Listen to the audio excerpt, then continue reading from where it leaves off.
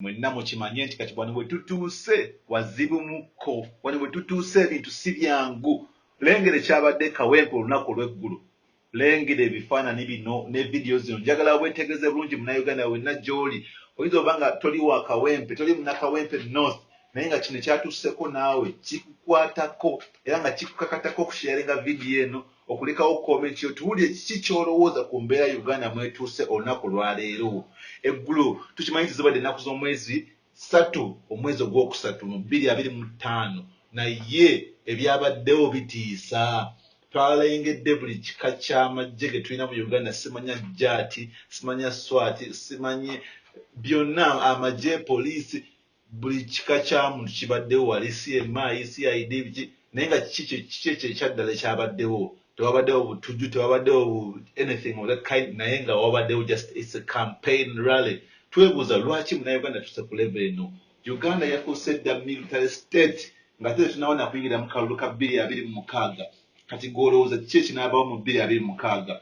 Ono Luyimbazi Nalukoola Elias abadde alina campaign eggulu era nga omukulembeze His Excellency Robert Kyagulanyi Ssentamu abadde wakwogerako eri abantu bannakawempe bazze mu bungi nnyo ng'era awerekeddwa ku ba MP aba NUP bangi, bammeeya n'abakulembeze bangi abali mu biti eby'enjawulo. Naye ng'ekyabadde wali bannange munnayuganda si kyangu. Njagala ojjukire nti no baasobodde okukyankalanya okugezako okuteekawo buli mbeera ne batuukanya ku level ne baggyako amasanyalaze.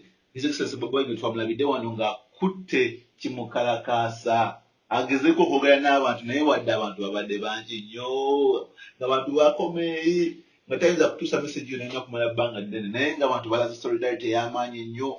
Twalabe ngano nga bayimba bakola kibajjaguza bagamba yes tuli basanyufu okuwulira kuba kuva gy'oli, naye ng'ekituufu kyo kigenda mu maaso wano mu ggwanga nti gavumenti etidde eri mu kutya. Lwaki etya?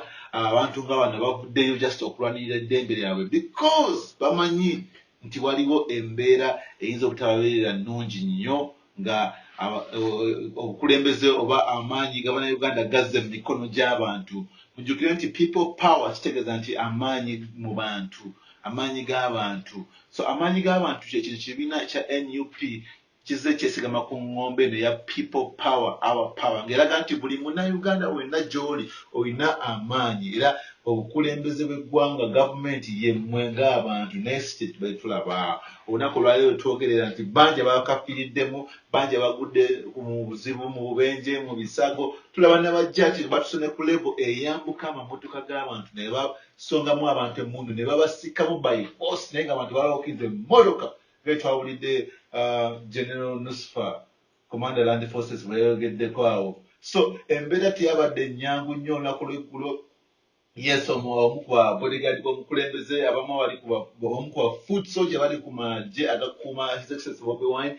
High Tower yamenyeddwa okugulu, naye wankubadde yamenyeddwa okugulu yavuddeyo still n'awa speech mu bulumi obw'ekitalo n'ayogera eri abantu abangi ab'e Kawempe n'abalabula n'abagamba era n'abagumya nti tubeere bagumu, obusajja bututya. Yabagambye nti obusajja butya gwe ayokya kasooli ku street, obusajja butya gwe muvuzi wa boda, kyokka obusajja bwayogerako bulina emmundu, bulina uniform empyatuku, bulina ebiso, bulina bob, bulina buli kimu, ate nga byonna byonna biri ku ssente z'omubi w'omusolo, kyekisinga okumalamu amaanyi. Naye nga lwaki bannayuganda bayisibwa mu mbeera bw'eti? Nga bwe tuzze kibadde kyetaagisa okumenya owajja ati gwakutte emmundu nze gye mpeera omusolo wetaagisa okumenya. Nze siri mulabewo, pulezidenti waffe si mulabe. Abantu baba basazeewo okulonda Nalukoola, lwaki ebyobufuzi mwabiteekawo? Mulangirire Museveni, langirira nti oli kabaka, langirira nti oli kabaka. Museveni, langirira nti oli kabaka. Naye bw'oba omanyi nti oli wa byobufuzi, leka ebyobufuzi bitambule era biramule. Lwaki oyagala otulamulira? Temudduka, temudduka, temudduka. People power, our power, NUP. Bano abasajja batujja, temudduka. People power, basebo ne bannyabo temudduka. Wano tuliwo mu mateeka, ekibiina kya NUP kiriwo mu mateeka. bannayuganda njagala muzuukuke kuba kati eno embeera bwetuuse mu Uganda anytime kyandisuka kubona bwe tukirabira. Twalabye omusajja ono foot soldier high tower yamenyeddwa okugulu era nga kiyinza omutwalira emyaka ng'ebiri okuddamu okutereera. Ndowooza yene point gye bagezezaako okulaba nti bagezako okunafuya aba foot soldier abamu abalina omuzinzi mu struggle eno bagezeko okubajjawo so that tunatuukira mu kalulu ka 2026 nga tebali so active. Naye kino kikulekawo gwe foot soldier ali eyo ng'omanyi nti olina ky'ogatta ku struggle. Buno obubaka bubwo omanya nti kintu kyonna kyonna ky'okola you do it with caution, okikola n'obwegendeza ng'omanyi nti anything can happen which can damage your life. Ate ne kikulemesa okuteerako ettoffaali ate erisingawo mu 2026. Sijagamba nti buno kino kyakoleddwawo kirungi oba nti high tower yawadde musobi wabula high tower yawadde ku kituufu yawadde ku mulamwa naye era tubeebeegenza twebeereremu kubanga bino bigenda kubeerawo. Ekyasanyusiza nnyo bannakawempe balinange tebaatidde tebabadde mu katembo badde bamu badde bagezaako okuddukaduka bagezaako kuba ku masasaawo biki. Yes, naye mulaba mu video zino n'ebifaananyi ebiyitawo wano bannange kino kibadde kikambwe. Bamu ku bakomredi baba bakututte nga Olivia yabuzeewo tetumanyi wa waali n'abalala bangi nnyo abakubiddwa abazirise abakolezi. Tukimanyi nti no right now twogerera ne Secretary General Louis Lubongoya yapostinze n'abagamba nti yakava Wandege yakulaba ku bakomredi be bakutte be basibye be bayisiza obubi naye nga tebali mu mbeera nnungi. Muno mwe mulina ababaka ba parliament nga nkunyingi muwanda neyaddira mu bigere bya His Excellency Bobi Wine ng'avudde mu kifo kye kya Dondo. Mwe muli ababaka ba parliament bwe batyo abalina omuzinzi mu struggle eno naye nga bonna bakoze eki babakutte.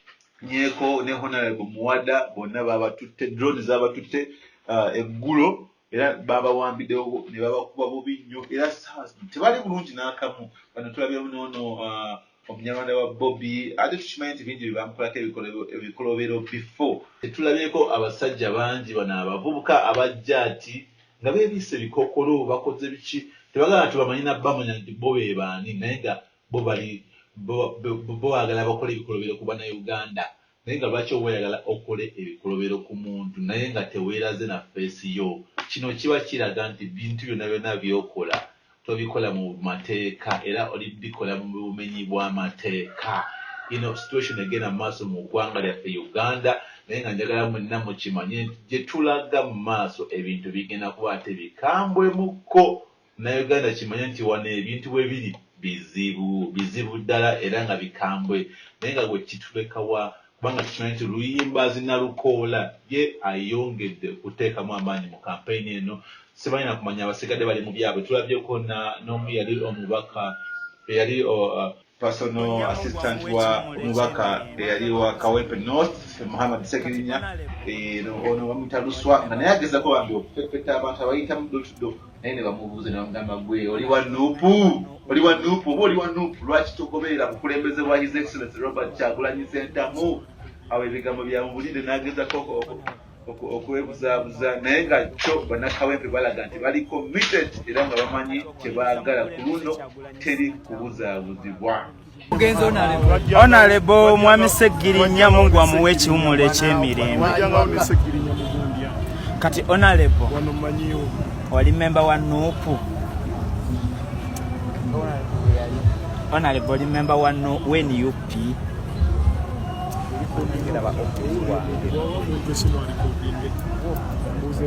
Honorable oli member wa NUP. Kati okkiririza mukulembeze Kyagulanyi Ssentamu.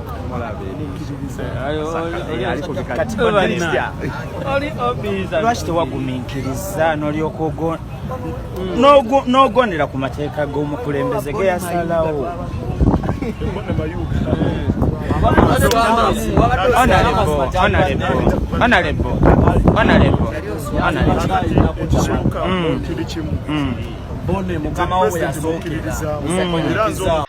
This is what's going on in Uganda. Okutwaliza wamu Uganda ali ebweru wa Kampala obanga oli mutala w'amayanja nga oyagala kumanya ki ekigenda mu maaso mu ggwanga lya Uganda, kimanye nti wano ku DVC updates tugenda kuba nga tukuleetera buli updated information eba yakaggwawo mu Uganda, ebiba byaguddewo era ebigenda mu maaso mu ggwanga. Olunaku lwaleero Luyimba Sinalukola Elias omubaka w'e Kawempe North owa NUP akyayita mu bantu akyabayitamu era nga werekeddwako meeya w'e Kawempe wamu ne meeya w'e Makindye Mulyanyama Haji Mulyanyama, era nga bagenda mu maaso n'okukakasa abantu nti munnange mulonde umbrella ye future, umbrella yegenda okubataasa mu mbeera yonna egenda mu maaso nti temutiisibwa tujja kuwangula olutalo luno. Naye nga luno olutalo munnange si lwa byabufuzi byokka, mulimu ne physical fight, mulimu n'amasasi, mulimu n'okumenyebwa, mulimu n'okuttibwa,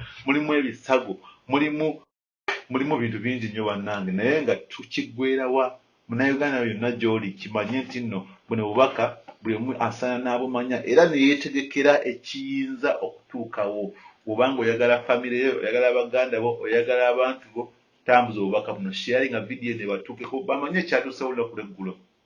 Yes, obubaka bwayogeddwa era twabiwulidde ebyeggulo, era eyamisiza ezo speech osobola osanga ku channel kuno kweziri, osobola okuwulira Excellency Bobi Wine biki byayogedde ne Luyimba Sinalukola biki byayogedde eri abantu, era n'olaba n'ensasa yabaddewo kubanga waliwo police jet SWAT biki baatuse ne baagala okucyankalanya embeera kwegamba nga omuntu kiseera kino alina okudduka oba ati oba aveewo ku rally naye abantu ne balemezaamu era ekyo kigenda mu maaso mu Uganda nti bannayuganda batandise okuggwamu akatengo. Omulimu gwa NUP gutandise okubaako bye gutulaga nti gutandise okugyayo amakungula, bannayuganda batandise okuggwamu akatengo. Bigwera Munnayuganda sigala nga weekumidde ku DVC updates, nyakusigala nga nkwama oli emunagona aganabagaguddewo. Yes.